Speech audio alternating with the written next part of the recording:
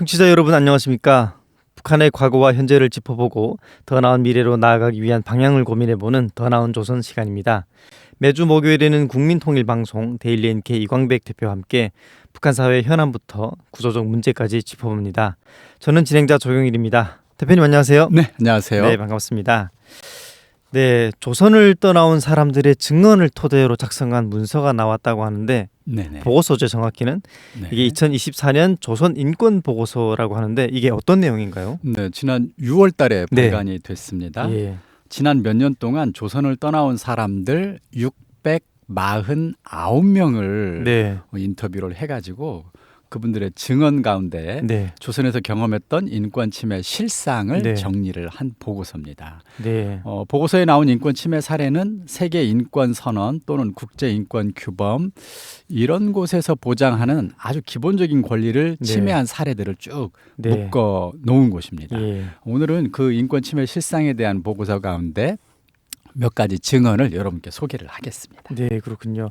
그러니까 조선을 탈출해서 나온 649명의 그 면담을 통해서 증언을 들었다는 거죠. 그런 거죠. 그래서 이제 인권 침해, 어떻게 인권 침해를 당했는지 이런 이야기를 들은 내용을 보고서로 담았는데 그게 나왔다라는 건데요. 자, 일단은 조선에서 이 벌어지고 있는 인권 침해 문제가 심각하다는 게 사실 국제사회에 많이 알려지지 않았습니까? 그렇죠. 이번 보고서에 기록된 그런 인권 침해 실상 가운데 국제사회가 특히 최근에 관심을 갖고 또 지켜보고 있는 문제가 좀 있나요? 네, 이제 예. 그 보고서의 맨 앞쪽에는 네. 최근에 국제사회에서 이제 많이 관심 갖는 예. 북한 주민의 인권 침해 내용들을 중심으로 엮어놨어요. 그중에 첫 번째가 외부 사회의 영화나 드라마를 보고 예. 주민들을 보고 들은 주민들에 대한 단속 처벌 이런 네. 게 너무 심각해서 네. 이것은 국제사회에서 보기에 대단히 문제가 많은 네. 인권 침해다. 네. 이런 내용을 제일 앞에 실어놨습니다. 예. 그중에 이제 한 3개 정도 증언을 이제 여러분들께 소개를 해드릴게요. 네. 2023년 탈북한 남성이 한 증언인데요. 2022년 황해남도 이제 무슨 군 이건 네. 구체적으로 명시는 하지 않겠습니다. 네. 무슨 군 광산에서 공개 처형을 받습니다. 처벌 대상자는 농장원으로 네. 나이는 22살이었습니다. 네. 처형장에서 재판관으로 보이는 사람이 괴뢰놈들의 노래 70곡, 영화 3편을 보다가 체포되었다고 읊어주었습니다. 그런데 신문 과정에서 7명에게 유포했다는 사실이 네. 드러났다고 했습니다. 이게 지금 2022년 그렇군요. 사례예요. 네. 그리고 22살. 노래하고 영화 봤다고 해서 네. 이제 지금 처벌받는 이런 것이 증언이 됐고요. 2018년에 탈북한 여성은 이렇게 증언했습니다. 손전화기를 들고 걸어가면 단속원들이 와서 손전화기를 다 뒤져봅니다. 네. 주소록도 단속을 하는데 예를 들어 주소록에 아빠라고 쓰면 이게 우리식이 아니라고 단속합니다. 네. 아빠라는 말은 북한에서 안 쓰는 말이고 네. 남한식입니다. 네. 주소록에는 이름만 있어야지 그 앞에 뭐 여러 가지 예명 또는 별명 이런 걸 예. 붙일 수 있는데 이런 걸 붙여서도 안 됩니다. 선생님도 쌤이라고 쓰면 단속을 합니다. 이런 내용도 있었네요. 이게 이제 그렇군요. 평양 문화보호법이라는 것도 네. 만들어져 가지고 아마 외국에서 쓰는 특히 한국에서 쓰는 표현을 쓰는 경우에는 단속이 된다는 증언인 것 같고요. 2023년 탈북한 남성 같은 경우는 2020년에 반동사상문화배격법이나 청년교양보장법 같은 것들이 만들어진 것 같습니다. 김정은은 집권 이후 자신의 마음에 안 들면 싹 쓸어버린다는 생각이 들었습니다. 네. 이런 증언도 했습니다. 어쨌든 한국 영화를 보거나 유포했다고 처벌받고 심지어 사형까지 당했다는 이런 증언들이 나오고 있는데 이것은 세계 인권선언이나 또는 국제사회가 보장하고 있는 시민적 또는 정치적 권리 가운데 표현의 자유라든가 네. 사상의 자유라든가 이런 것들을 명백히 위반한 사례라고 볼 수가 있겠습니다. 사실 보고 싶은 것 듣고 싶은 것, 재밌는 게 지금 요즘 세상에 얼마나 많은가요? 네. 그런데 아직도 그런 거 보지 말라. 심지어는 그거 보면 처벌하겠다. 네. 심지어는 처형까지 하는 나라가 아마 북한 이외에는 세상에 없을 네. 것 같습니다. 제가 개인적으로 궁금한 게 이게 왜 이러는 걸까가 저는 궁금해요. 왜 그 인민들의 네. 눈과 귀를 막는 걸까요? 네. 사실 반동 사상과 문화를 배격한다는 건데 제 생각에는 자기 사상과 문화에 진정으로 자신감이 있다면 네. 두려워할 게 뭐가 있을까 그렇죠. 싶어요. 네. 인민들이 이거 뭐 보고 듣고 네. 남의 나라 것도 다 보고 들으면서 스스로 비교할 수 있잖아요. 네. 자기 사상과 문화에 대한 확고한 신념만 있다면 아무런 문제도 안 될 것 같은데 그렇죠. 왜 그런 것들을 아예 보고 듣는 것조차 금지하는지 이해할 수가 없습니다. 네. 일단 영화나 드라마를 봤다는 이유로 총살을 한다니까 정말 끔찍하다는 생각이 좀 드는데요. 그러고 보니까 얼마 전에 네. 이번 7월 달에 네. 신의주의 여성 노동자가 이런 얘기 보내왔어요. 진짜 아닌 게 아니라 이 나라에서 외국 영화라도 좀 마음 놓고 보면서 살았으면 좋겠습니다. 네. 외국에도 못 나가는데 예. 영화라도 보게 해야 되는데 예. 딱 조선 거만 보게 하고 뭐 볼 게 있어야 네. 보지요. 내가 살면서 보니까 중국 같은 건 통로도 몇십 개나 되는데 네. 잘만 살더만요. 네. 근데 왜 우리만 못 보게 하는지 참 어처구니가 없습니다. 이게 이제 요즘 인민들의 목소리가 그렇죠. 아닐까 생각이 듭니다. 네. 북한은 채널이 한 개이고 돈 주고 사면은 한 4개 정도 볼 수 있는데 현재 그렇군요. 네. 한국은 채널이 200개, 300개 넘지 않습니까? 수백 개죠. 네. 정보 접근의 자유가 원천적으로 차단된 북한 사회 가장 큰 문제가 아닐까 싶습니다. 네, 또 최근에 이제 국제사회가 관심을 갖고 지켜보고 있는 이 조선 인권 침해 문제 가운데 또 다른 것도 있지 않습니까? 네, 이게 이제 북한을 떠나서 네. 외국 뭐 중국이라든가 러시아 같은 나라가 가장 많겠습니다만 거기에 체류하고 있는 북한 주민들이 있습니다. 그렇죠. 보통 그런 사람들은 뭐 탈북인이라고 네. 부르기도 하는데 그분들의 문제가 이제 두 번째로 국제사회에서 네. 관심 갖는 문제로 지금 이번 보고서에 실렸습니다. 네. 2014년에 탈북한 여성인데요. 이렇게 증언했습니다. 북송되어 구금 중에 있었던 일입니다. 동료 수감자가 새벽 1시경에 울면서 감방으로 들어와서는 저에게 비서가 찾으니 남자 직원 탈의실로 가라고 했습니다. 그곳에서 저 역시 강간을 당했습니다. 이게 네. 2014년 네. 증언이네요. 그리고 2018년에 탈북한 여성인데요. 2016년 북송 당시 여동생의 나이는 15살이었습니다. 여동생이 교화소에서 출소하고 나서 겪은 일을 말해주었는데 성인과 같은 감방에서 고정 자세를 강요받았고 네. 대소변도 허락을 받고 2시간마다 10분만 제자리에 서서 움직일 수 있었다고 네. 합니다. 등등 어쨌든 중국이나 러시아에 체류하다가 네. 안전원이나 이런 단속에 걸려서 북한으로 다시 송환된 여성들이 있습니다. 네. 이제 이런 여성들이 북한에 들어와서 조사를 받고 단속받고 처벌받을 때 지나치게 가혹하게 네. 심지어 강간을 당하거나 폭행을 당한다거나 심지어 어떤 경우는 임신을 한 여성 같은 네. 경우 아이를 유산한다거나 이런 식의 비인간적인 대우를 네. 받는 사례, 이것이 국제사회에서 관심 갖는 굉장히 중요한 인권 침해 사례로 이번에 보고서에 실렸습니다. 네. 아무래도 뭐 중국을 비롯한 제3국에 탈북한 사람들 그중에 여성이 아마 압도적으로 많을 텐데요. 이 여성들이 겪는 이런 고통 아마 상상하기 어려울 것 같습니다. 네. 근데 사실 구금 중인 여성 같은 경우 뭐 예. 조사는 할 수 있죠. 네. 그러나 그런 여성들을 폭행하거나 네. 심지어 성폭행을 한다? 이것은 무슨 국제인권 규범을 적용하고 말고 할 필요도 없는 것 같아요. 그렇죠. 이것은 그냥 상식적으로도 예. 용납할 수 없는 해서는 안 범죄 되는, 행위라고 네. 봐야 되겠죠. 네, 북한 사회가 아직 이런 성적 또는 젠더 감수성 이런 것들이 전혀 없다 보니까 그냥 뭐 여러 곳에서 이런 문제들이 발생하는 것 같은데요. 가장 큰 문제 중에 하나인 것 같습니다. 자, 또 이제 어떤 이유에서든 어쨌든 여성들에 대한 이런 폭력은 저희가 이제 말씀 나눴던 것처럼 비인간적이지 않습니까? 예, 이건 법도 필요 없는 거죠. 하루빨리 이런 여성들에 대한 폭력이 좀 사라지기를 이제 바라고 있는데요. 또 최근 이제 국제사회가 우려하고 있는 조선의 인권 문제 이 두 가지 외에 또 다른 것들이 어떤 것들이 세 있습니까? 번째는 해외에 파견된 노동자들의 인권 침해 문제였습니다. 2018년에 탈북해서 온 남성 같은 경우는 네. 아마 이제 해외에서 노동자로 파견됐다가 탈북한 것 같은데 네. 그분은 이렇게 증언했습니다. 오전 6시에 일어나서 1시간 식전 작업을 하고 네. 그다음에 아침을 먹은 후 8시부터 12시까지 오전 작업, 점심 식사 후 오후 1시부터 오후 6시까지 오후 작업, 네. 또 저녁을 먹고 나서 7시부터 밤 12시까지 야간 작업을 했다. 잠은 하루에 4시간 정도 잡니다. 저희 직장에서는 휴일이 없었는데 1년에 쉬는 날이라고 해야 네. 1월, 1일과 2일 이틀이었습니다. 네.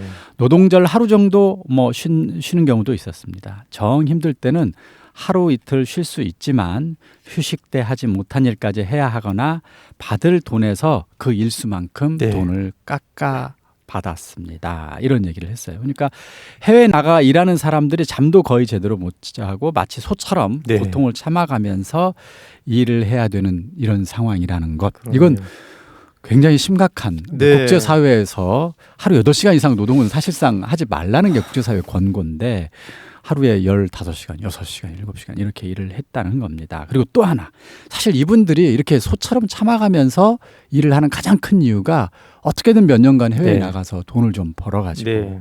가족들과 함께 좀 잘 살고 싶어서지 않겠습니까?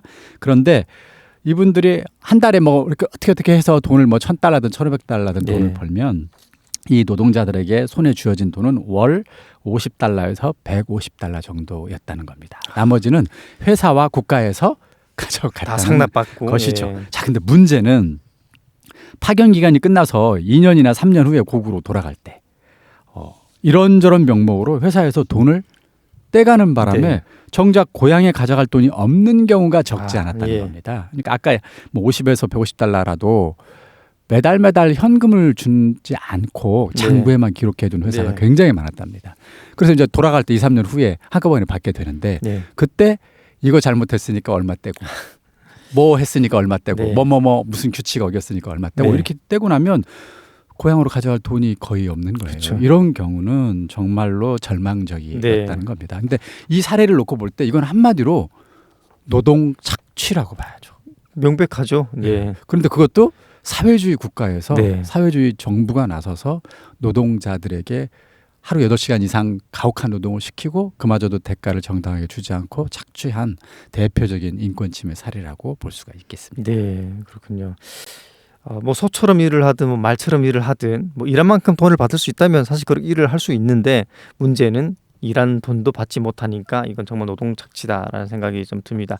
노동자들은 정말 절망스러울 텐데요. 자, 그 외에도 이제 국제사회가 관심을 갖고 있는 인권 문제 어떤 게 있습니까? 지난 몇 년간 코로나 기간 네. 때문에 이제 국제사회가 굉장히 여러 가지 어려움을 겪었는데요. 북한도 마찬가지였을 네. 겁니다. 자, 그런데 2021년 탈북한 남성이 이런 증언을 해요. 2021년 무슨 군 당 조직비서와 인민위원장 등 네. 남성 간부 2명이 비상방역법 위반 행위로 재판 없이 공개 총살되었습니다. 예. 비상방역조치 위반으로 격리시설에 수용되어 있는 주민들이 네. 목욕하게 해달라고 한 것을 허락했기 때문입니다. 예. 그러니까 격리시설에 있는 주민들이 목욕 좀 하게 해달라고 해서 목욕을 시켜줬는데 그것 때문에 총살을 당한 사례죠. 예. 자, 그 외에도 방역법을 위반한 사람 수만 명을 정치범 수용소에 가두었다는 증언도 네. 나왔습니다. 그리고 또 지역을 봉쇄하거나 자가격리 하는 경우도 지난 2, 3년간 여러 차례 있었는데 그때 그 지역이나 또는 자가격리 당한 일부 가족들이 감염병에 걸리거나 굶주림으로 사망한 사례들이 계속해서 네. 나왔습니다. 심지어 국제기구에서 북한 주민의 감염병 치료를 위해서 코로나19 백신을 무료로 지원하겠다고 한 적이 있었어요. 네. 그런데 조선 정부는 조선에서는 코로나 감염병에 걸린 사람이 단 한 명도 없다면서 백신 지원 거부한 적도 있습니다. 맞아요. 그랬죠. 이런 것들은 국제사회에서 아무리 생각해도 아무리 감염병이 심각했어도 그 감염병 때문에 사람을 공개 총살을 하거나 심지어는 정부가 나서서 국제사회에 백신 지원을 거부하거나 하는 것은 명백한 반인도 범죄 행위다. 이렇게 네. 보고서에 명시를 하고 있습니다. 네, 그렇군요. 이때 코로나 바이러스가 이제 북한 사회에 창궐하던 시기였는데 아마 본보기로 이렇게 한 것 같은데 아무리 그렇다 해도 이건 도저히 납득할 수 없는 이거 야만적이죠. 네. 그러네요. 사실 의료 기술, 네. 그다음에 보건 정책 네. 이런 것들로 이런 감염병 문제를 해결을 해야 되는 게 그렇죠. 일반적이고 현대 사회의 네. 기본적인 방식이죠. 근데 사람을 죽이거나 겁을 주거나 네. 공포심을 조장해서 이 문제를 어떻게 해결할 그러니까요. 수 있습니까? 네. 네, 정말 야만적이다. 그러다 생각이 보니 듭니다. 사람들 아주 기본적인 네. 생명을 빼앗는 네. 방식으로 문제를 해결하려던 이것이 이제 국제사회의 눈으로 보기에는 명백한 인권 유린이다 이렇게 보는 겁니다. 네. 자, 지금까지 이제 최근 국제사회가 관심 갖고 있는 문제들을 살펴보았는데요. 사실 그 이전부터 국제사회가 심각하게 생각해 오고 관심을 가졌던 대표적인 게 하나 있지 않습니까? 바로 이제 북한 주민들을 정치범 수용소에 가두는 문제였죠. 이번 보고서에 정치범 수용소에 대한 내용도 실려 있습니까? 네, 정치범 수용소 네. 2019년에 탈북한 남성이 이렇게 증언했어요. 북창군 18호 관리소 안에서 공개 처형을 보았다. 아, 네. 남성 한두 명을 처벌했고 죄명은 도주죄였다. 도주죄. 공개 네. 처형이 있는 날 평균 2,000에서 3,000명의 군중이 동원이 됩니다. 예. 사전 공개 재판 후에 총살 또는 교수형을 집행했습니다. 그리고 처형이 끝나면 시신을 가마니에 싸서 농장 마을에 있는 산속에 묻는다고 합니다. 그러니까 여전히 정치범 수용소가 운영이 되고 있다는 네. 거고요. 그 안에서 잔혹한 공개 처형이 진행되고 있다는 증언이 이번에도 네. 나왔고요. 보고서에는 현재 운영되고 있는 관리소 14호 개천관리소, 16호 명간관리소, 18호 북창관리소 그리고 25호 청진관리소 등 4곳이라고 밝히기도 네. 했습니다. 네, 그렇군요. 사실 이거 외에도 뭐 관리소는 아마 더 많을 것 같은데요. 뭐 공식적인 자료가 없으니까 뭐 알 수가 없습니다. 일단은 공개 처형이라는 건 북한이 가장 주민들을 압박하기 위해서 동원하는 대표적인 악질적인 행동 아니겠습니까? 초등학생들까지 동원시켜서 이 공개 처형을 관람시키거든요. 저도 초등학교 때 이 관람됐던 관람을 당했던 그런 기억이 납니다. 자, 이제 21세기 현대 사회 이런 시대에 정치범 수용소를 운영한다는 것 자체가 정말 충격이다 이런 생각이 좀 드는데요. 그 외에 보고서가 지적한 인권 문제 또 다른 것들이 있습니까? 네, 가장 대표적인 것이 아마 전 세계에서 예. 가장 심각하게 사람의 자유를 억압하는 곳, 그다음에 자유를 빼앗는 나라. 네. 이게 이제 나머지 문제 가운데 가장 대표적인 인권 침해 문제로 꼽았습니다. 예. 2023년 탈북한 남성이 이런 증언을 해요. 초급 중학교 재학 중이던 2014년경 옆반 친형이 김정은에 대해 유언비어를 유포해서 그 집 가족이 다 추방을 당했다고 합니다. 예.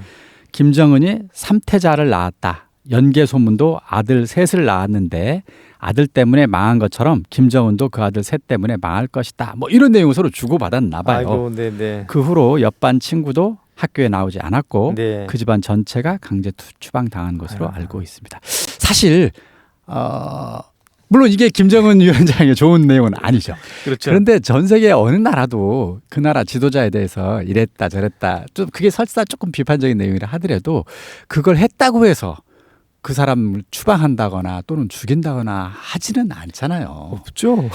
자기 생각을 네. 있는 그대로 얘기했다고 해서 네. 사람을 죽이는 이게 국가와 사회의 주인인 인민의 가장 기본적인 권리인 자유를 박탈한 건데요. 예. 이것은 역시 가장 심각한 인권 유린 가운데 하나라고 지적이 됐고요. 네. 두 번째는 평등 문제였습니다. 2017년 탈북한 여성이 이런 증언을 해요. 저는 남편과 결혼하여 농장원이 되었습니다. 북한에선 여성이든 남성이든 농장원과 결혼하면 농장원이 되어야 합니다. 네. 이것은 농촌 진출에 걸린다고 합니다. 네. 아버지가 농장원이라면 대학에 간다 해도 결국 농장원이 될 가능성이 높습니다. 아버지가 농장원이면 나도 농장원. 다시 말해 성분과 계급에 따른 차별이 매우 심각한 네. 이 문제. 이것이 국제사회 인권보고서의 두 번째 문제로 지적을 했는데요. 이게 참 안타까운 것이 사회주의라는 것은 계급을 철폐하기 위해서 그렇죠. 만들어진 사상이고 예. 제도잖아요. 근데 북한 사회는 농장원의 자식은 농장원이 됩니다. 이건 사실 중세 봉건 사회의 신분 제도, 그렇죠. 계급 제도가 여전히 21세기에도 존재한다는 것을 말해줘요. 그것도 계급을 철폐하는 또 노동자 농민이 주인이라는 사회주의 사회에서 이런 일이 벌어진다는 네. 거. 뭐 어쨌든 심각한 인권 차별이라고 인권 유린이라고 지금 지적이 됐고요. 마지막 세 번째는 2021년에 탈북한 남성이 이렇게 증언했습니다. 2021년 4월 양강도 해산시 역전 공장에서 30대 중반 남자가 굶어 죽는 것을 본 네. 적이 있습니다. 그 남자는 삼지연 돌격대원이었는데 역전 분주소 안전원이 이 시신을 처리했다고 합니다. 예. 또한 장사꾼들이 2021년 겨울에만 15명이 굶어 죽었다고 말해 주었습니다. 그러니까 만성적인 식량 부족 때문에 인간에게 가장 기본적인 생명권이 위협받고 있다는 지적도 이번 보고서에 실렸습니다. 그리고 마지막 하나 더 있네요. 마약 문제 심각하다는 것도 이번 보고서에 실렸습니다. 네, 지금까지 조선 인권 보고서에 기록된 조선에서의 인권 침해 실태에 대해서 이야기 나눠봤는데요. 공개 처형, 정보 접근의 자유도 없고, 심지어 여전히 이제 아사사가 발생하고, 또 특히 이제 여성들의 인권 침해, 정말 모두 세계에서 쉽게 보기 어렵거나 거의 북한에만 존재하고 있는 그런 인권 침해들입니다. 북한 사회가 얼른 주민들에게 최소한의 자유라도 허락해서 그들의 삶을 영위할 수 있도록 정부가 정책을 바꾸기를 간곡히 당부합니다. 북한의 밝은 미래를 그려봅니다. 여러분은 지금 더 나은 조선을 듣고 계십니다. 네, 오늘 두 번째 이야기는 올해부터 진행되고 있는 이 지방 공장 건설과 또 이제 세외 부담에 대한 이야기인데요. 최근 지방 공장 건설을 많이 하고 있지 않습니까? 네네. 그런데 이제 문제는 이 건설에 필요한 비용을 주민들에게 부담 지고 있다, 이런 이야기네요. 네, 그렇습니다. 지방공업발전 20승 10정책, 네. 10년 동안 지방의 여러 군들의 지금 공장들을 짓겠다는 네. 건데요. 올해 처음으로 20개 군이 선정돼서 네. 지금 공사 시작했습니다. 함경북도 회령의 한 주민이 이렇게 증언했습니다. 요즘 회령시 주민들은 124연대를 지원하기 위해서 세대당 버버리 장갑, 네. 이건 뭐 작업할 때 쓰는 장갑 같아요. 네. 그다음에 두부 한 모, 돼지고기 500g, 삽, 미장용 칼, 그다음에 100mm 못 1000개 등 20가지가 넘는 물자를 내라는 요구에 달달 볶이고 있다, 이렇게 전해왔습니다. 124연대는 지금 올해 1월 발표한 지방발전 20승 10정책 관철을 위해서 조직된 네. 인민군 건설연대죠. 지난 3월에도 양강도 해산의 한 주민이 한 번은 인민반들에서 지방 공장 건설에 필요한 자재보장 명목으로 세대당 10,000원씩 걷어갔고, 또 한 번은 건설에 동원된 군인들에 대한 후방사업 명목으로 8,000원을 걷어들였다, 네. 이렇게 발표하기도 했습니다. 그러니까 지금 인민들의 세외 부담이 계속해서 진행되고 있는 상황이죠. 네. 아니 참 헛웃음이 나오는데요. 이 공장 건설을 하면은 국가에서 원자재를 비롯해서 모든 비용들을 제공하는 게 당연한 건데, 주민들에게 못까지 내라, 장갑까지 내라, 이거는 정말 참 있을 수 없는 일인데, 어쨌든 이런 20가지, 어쩌면 아마 더 넘을 수도 있는데, 이런 지원 물자가 없는 주민들도 사실은 많지 않습니까? 뭐 굶어 죽는 마당에 뭐 내라는 게 있으면 낼 수가 없는데, 이럴 경우에 물자가 없는 주민들 어떻게 해야 되나요? 그렇습니다. 제가 아까 봤더니 버버리 장갑, 두부 한 모, 네. 돼지고기 500g, 삽, 미장용 칼, 100mm 못 1000개. 뭐 돼지고기나 두부는 뭐 좀 있다고 쳐도 네. 미장용 칼이나 못 1000개를 어떻게 일반 가정이 가지고 있을 수 있을까요? 자, 실물로 내지 못할 때에는 네. 각 물자의 시장 가격에 따라 당연히 돈을 내야 한다고 하는데요. 네. 회령 주민이 이렇게 증언을 했습니다. 시장에서 쌀 1kg 현재 6,500원, 옥수수 1kg 3,400원, 돼지고기 1kg 17,000원. 이거 다 돈으로 계산해서 20가지 물자에 대한 돈을 내야 되는 상황이다. 더구나 물가가 올라서 일반 백성들의 생활이 어려워졌는데 세외 부담까지 크게 늘어 생계난이 심각해지고 있다, 이렇게 지금 하소연하고 있는 상황이라고 합니다. 네, 그렇군요. 어쨌든 그러면 낼 게 없으면 돈으로 이제 때워야 되는 상황이군요. 자, 이제 못 1000개. 이게 제가 한국에 온 지 지금 제가 20년이 됐습니다. 네. 예, 제가 학교 때도 못을 냈습니다. 아, 그래요? 예, 근데 못이 없지 않습니까? 네. 그래서 깡쇠줄을 가져다가 네. 못을 만들어서 냈어요. 그래요? 네, 아마 네. 이 라디오를 듣고 계시는 주민분들께서는 아마 잘 아실 겁니다. 근데 1000개는 너무 많지 않나요? 네, 많죠. 예, 그래서 훔쳐서 냅니다 또. 네. 예. 자, 이제 어쨌든 뭐 가뜩이나 어려운데 이 주민들의 경제 사정이 만만치 않은데 여기에 세외 부담까지 늘면서 더욱 나빠지지 않을까 걱정스러운데, 상황이 좀 어떻습니까? 그렇습니다. 지난 3년 동안 사실 코로나가 확산되면서 네. 경제 사정이 굉장히 나빠졌잖아요. 생계를 잇기 어려울 정도로 힘든 주민도 많다. 이런 증언이 이어지고 있는데요. 네. 지방 공장 건설에 동원된 군인을 지원할 형편이 안 되는 주민들이 대부분일 것이다. 네. 이렇게 주장하는 주민들도 있습니다. 자, 정부는 그러다 보니까 직맹, 농금맹, 여맹, 청년동맹 막 이런 근로단체들을 다 조직 동원해가지고 각종 지원을 명목으로 세외 부담을 계속해서 지금 내리고 있는 것이죠. 네. 당연히 이러다 보니까 그렇지 않아도 어려운 상황에서 그렇죠. 세외 부담이 늘고 있으니 주민들의 불만은 지금 갈수록 커지고 있다고 합니다. 네, 그렇군요.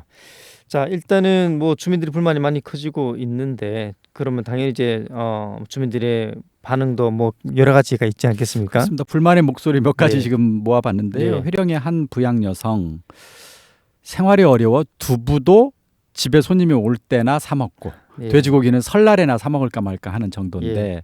후방물자 지원으로 내라니 이게 말이 되느냐? 그러니까 자기들도 못 먹는데 그렇죠. 이걸 지금 후방물자 온 예. 사람들한테 매달 내야 된다는 게 이게 생각해도 말이 안 되는 네. 이야기일 것 같습니다. 또 돼지고기도 예전엔 인민군 명절 때 정도만 그러니까 1년에 한 번 정도 냈는데 네. 지금은 거의 매달 지금 바쳐야 되는 수준이라 네. 숨이 꺽꺽 막힌다는 아우성이 터져 나오고 있다. 네. 이렇게 덧붙이기도 했습니다. 해산의 한 주민은 얼마나 세외 부담에 시달렸으면 끔찍하다는 말까지 하겠느냐. 네. 예민해진 어떤 주민들은 인민반장들이 아침마다 돌면서 세외 부담을 거둘 때 문을 조금만 세게 두드려도 목청을 높여서 싸움을 하기도 한다. 네. 이런 얘기까지 하고 있는 상황입니다. 네, 정말 어떤 느낌인지 알 것 같습니다. 자, 근데 중요한 거는 이제 북한 정부도 이런 하소연을 알 거 아니겠습니까? 알 텐데 왜 계속 이러죠? 그러니까 제가 네. 이거 보면서 김정은 위원장이 인민들을 잘 살게 해주겠다. 네. 지방 공업 발전시키겠다. 지금 이렇게 말은 했는데 네. 그것에 대한 칭송, 찬양은 지금 김정은 장군님 다 받았지 않겠습니까? 김정은 장군님의 위대한 영도, 네. 당의 위대한 정책 이렇게 지금 다 칭찬을 받았는데 정작 그것을 위해서 필요한 자재와 물자와 노동력은 인민들이 지금 다 되고 있는 상황인 그러니까요. 것 같아요. 자, 근데 인민들이 감당하기 힘든 수준이잖아요. 네. 그러니까 불만이 쏟아져 나오니까 정부는 어떻게 대응하느냐? 정부와 도, 시군 인민위원회 주민들의 실제적인 부담을 덜어주는 대신 네. 정치사상 교양을 강화하고 있다고 합니다. 그리고 주민 단속의 도수를 높이고 있다는 것이죠. 지방발전 20승 10정책은 인민생활 향상이라는 요구를 반영한 인민적인 정책이며 여기에는 김 위원장의 이민 위천, 위민 헌신 정신이 네. 깃들어 있다. 이런 식의 사상 교양을 대폭 강화하고 있다고 합니다. 그리고 정책의 핵심인 지방공업 건설을 위해 애쓰는 군인들을 지원하는 일에 우리 인민 모두가 앞장서야 된다는 식의 이런 선전을 계속하고 있다는 건데요. 자, 근데 문제는 김정은 위원장이 지난 2021년 1월에 8차 당대회에서 네. 결론을 내린 적이 있는데 이때 이런 내용이 나옵니다. 강력한 교양과 교육을 앞세워서 온갖 반사회주의, 비사회주의인 현상, 그다음에 세도 관료주의, 부정부패, 세외 부담 행위, 온갖 범죄 행위들을 견결히 억제하고 관리하도록 해야 된다. 이렇게 강조한 적이 한 번 있었어요. 네. 근데 김 위원장이 직접 세외 부담 행위에 대해서 사실상 하지 말라고 경고한 듯한 모양새인데 현실에서는 세외 부담이 오히려 가중되고 있다는 것이죠. 네. 이것도 참 알 수 없는 문제입니다. 이거 말과 행동이 다르네요. 그러네요. 네, 참 먹고 살기 힘들어 죽겠는데 그게 다 사상이 불선해서 그래 이렇게 한다는 거 아니겠습니까? 정말 말도 안 됩니다. 네, 계속해서 이렇게 인민들의 세외 부담이 늘고 있는데 해결 방법이 필요하지 않겠습니까? 뭐가 네. 있을까요? 제 생각에는 정부의 공장 건설 사업을 위해서 네. 지금 인민에게 돈과 물자를 걷고 있는데 이 문제의 원인은 뭘까요? 국가가 돈이 없기 때문이죠. 네, 국가가 재정이 있어야 네, 국가 정책 사업은 어쨌든 기본적으로 국가가 돈을 주고 실행하는 그렇죠. 것이 네. 가장 일반적이죠. 자, 그러면 국가의 돈은 어떻게 마련하느냐? 크게 두 가지 방법이 있다고 봅니다. 첫 번째는 인민들이 일단 저축을 합니다. 열심히 네. 일해서 번 돈 가운데 일부를 저축을 하면 공장 기업소들이 그 돈을 은행에서 빌립니다. 네, 그래서 필요한 자재, 원료, 노동력을 마련하고 그렇게 해서 생산된 물품을 팔아서 이윤이 나오면 네. 그 이윤의 일부를 은행에 갚는 것이죠. 네. 자, 이게 일반적인 선순환 경제 구조입니다. 금융거래죠. 그렇죠. 이게 되면 네. 공장 기업소 또는 뭐 지방 공업 발전을 위해서 인민들의 피땀을 쥐어 짤 필요는 없습니다. 네. 오히려 경제가 잘 될수록 인민들도 이득이죠. 저축한 그렇죠. 돈의 이자를 많이 네. 받으니까요. 그런데 북한은 지난 80년간 이걸 하지 못하고 있습니다. 자, 그러면 그게 안 되면 두 번째 방법을 선택해야 하는데 이게 뭐냐면 수출을 많이 하는 겁니다. 네. 중국의 수출을 늘려서 수출로 벌어들인 돈으로 필요한 자재나 원료 노동력을 마련할 수도 있는 것이죠. 자, 그런데 현재 북한에서는 이 수출을 늘려서 돈을 마련하기 어려운 상황에 있습니다. 왜냐? 핵과 미사일을 개발하면서 국제사회가 조선의 수출을 금지하는 대북 제재를 네. 지금 10년 가까이 쓰고 있기 때문이죠. 그래서 수출을 대폭 늘려서 돈을 벌려면 핵과 미사일을 중단해야 되는 중요한 결단을 내려야 됩니다. 네. 자, 근데 이걸 지금 김정은 정부가 아직까지도 못하고 있습니다. 그렇죠. 이걸 못하면 앞으로도 수출로 벌어들인 돈으로 공장 기업 발전하는 거 아마 어려울 것입니다. 자, 마지막으로 네. 근본적 개혁도 검토해 볼 수는 있습니다. 근본적. 네.